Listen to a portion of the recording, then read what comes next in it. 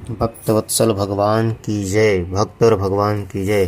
भक्त श्री पीपा जी श्री रामानंदाचार्य जी का शिष्य बनने की घटना। गागरौनगढ़ नामक एक विशाल किला एवं नगर है। वहाँ पीपा नामक एक राजा हुए। वे देवी के बड़े भक्त थे। एक बार उस नगर में साधुओं की जमात आई। राजा ने जमात का स्वागत करके कहा, देवी जी को 40 मन अन्न का भोग लगता है। सभी लोग प्रसाद लेते हैं। आप लोग भी देवी जी का प्रसाद ग्रहण कीजिए। साधुओं ने कहा, हमारे साथ श्री ठाकुर जी हैं, हम उन्हीं को भोग लगाकर प्रसाद लेते हैं, दूसरे देवी देवताओं का नहीं। तब राजा ने उन्हें सीधा सामान दिया। साधुओं ने रसोई करके भगवान का भोग लगाया और मन ही मन प्रार्थना की कि हे प्रभु, इस राजा की बुद्धि को बदल दीजिए, इसे अपना भक्त बना लीजिए। रात को जब राजा महल में सोया तो उसने एक बड़ा भयानक स्वप्न देखा कि एक विकराल देहधारी प्रेत ने मुझे पटक दिया है। मैं भयभीत होकर रोने लगा। जागते ही राजा ने स्वप्न की घटना पर विचार किया।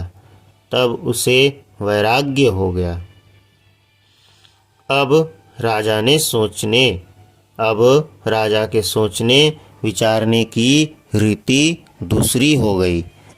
उसे भगवान की भक्ति विशेष प्रिय लगने लगी। राजा ने देवी से माया से मुक्ति एवं भगवत प्राप्ति का मार्ग पूछा। तब देवी जी ने सही बात कही कि काशी में विराजमान श्री स्वामी रामानंद जी को अपना गुरु बनाओ और उनके बताए हुए मार्ग पर चलकर भगवान को प्राप्त करो। देवी जी की आज्ञा पाकर राजा ने काशी को प्रस्थान किया। श्री स्वामी जी के दर्शनों की इच्छा से राजा ने जब श्री मठ में प्रवेश करना चाहा तो द्वारपालों ने कहा कि आचार्य श्री की आज्ञा के बिना कोई भी भीतर नहीं जा सकता है। आप अपना परिचय दें।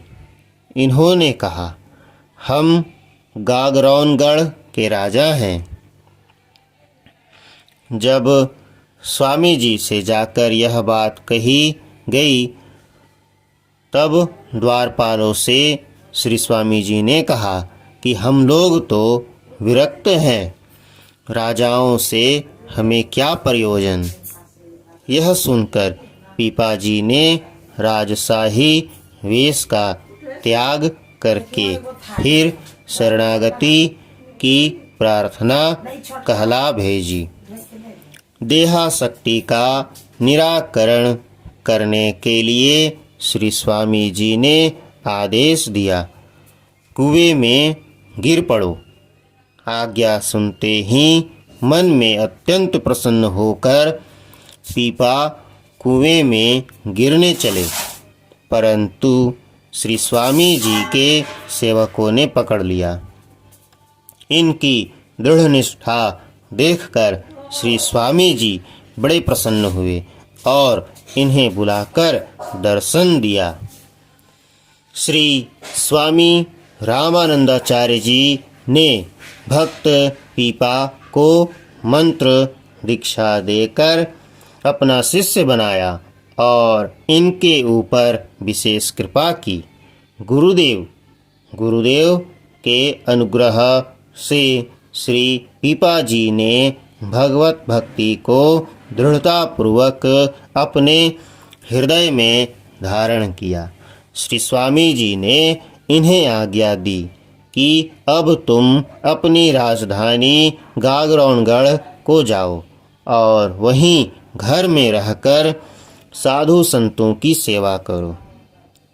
1 वर्ष बीतने पर जब हम तुम्हारी सेवा को सरस जानेंगे और यह देख लेंगे कि तुम संतों की सेवा में सुख मानते हो और तुम्हारी सेवा से सुखी होकर संत तुम्हारे यहाँ से विदा होते हैं, तब हम तुम्हारे घर आएंगे, वहीं हमारा दर्शन करना।